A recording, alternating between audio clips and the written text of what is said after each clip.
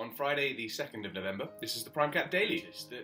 Rarely do we mention or rarely do we say that an improvement or an increase in the value of one currency is a good thing, necessarily. So at the moment, the pound is at 113.80, give or take, 1.1380 against the euro. We're not saying that that is a positive move, necessarily, for any one client or individual, because we buy and sell both sides of the market.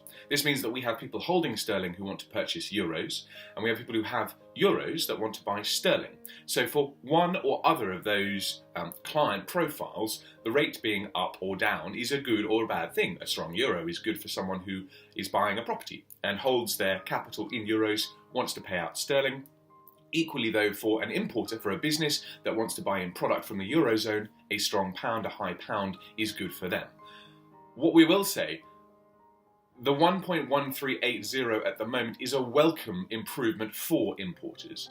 Many had concluded earlier in the week the pound had further to drop because Brexit was no longer on the table, everything seemed doomy and gloomy.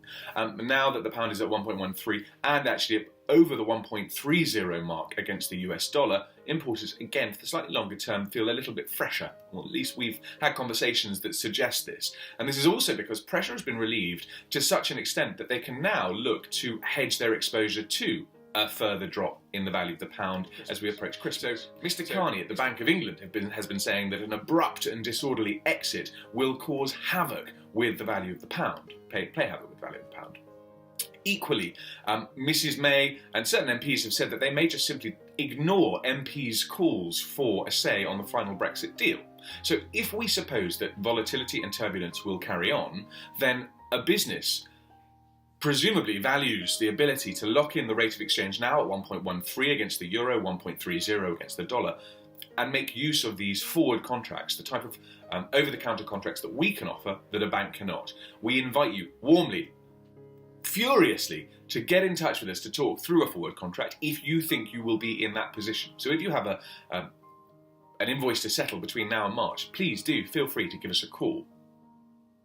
The main talking points, we suspect, over the weekend, so on the Sunday news programmes, will be, again, the Brexit march. It will also possibly be a little bit to do with the budget and Mrs May's future, but one of the overriding topics will be whether or not it is realistic to believe the rumours that a deal could be done in mid-November. If the pound can hold where it is at the moment, and if a deal is done, then you may very well see an improvement in the rate of exchange. I just said improvement. You may very well see a climb in the value of the pound, to the detriment of those who hold euros. I think the bottom line is, as we walk into this weekend, there's very little economic data coming out. We would love to begin a dialogue with you about the sorts of tools and tricks and tips that we can share with you that will protect the value of whatever currency you hold. And thank you for your kind attention. We will bore you to tears Monday.